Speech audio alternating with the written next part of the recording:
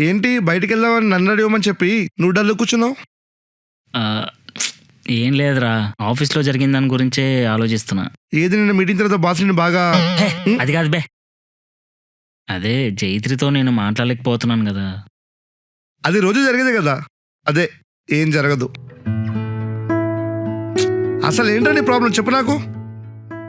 హే రే, late అవుతుంది, వెళ్దాం కదా. ఏ కూర్చో కూర్చో కూర్చో.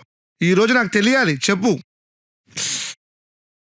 అంటే అదేరా, రోజు జైత్రితో ఏమేం మాట్లాడాలి అది ఇది అని చెప్పేసి మిర్రర్ ముందు ప్రాక్టీస్ చేస్తా.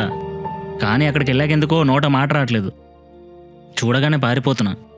ఇలా అయితే ఎలానో ఏమో. అసలు నువ్వు ఏమీ చేయకుండా ఏదో జరుగుతుందని ఎక్స్పెక్ట్ ఎలా చేస్తున్నావు? నువ్వు వెళ్ళి ఏదైనా మాట్లాడితేనే కదా ఏం జరుగుతుందో తెలుస్తుంది. అదేంటోరా, జైత్రియే వచ్చి నాతో మాట్లాడితే తప్ప ఇవేవి అవ్వవు.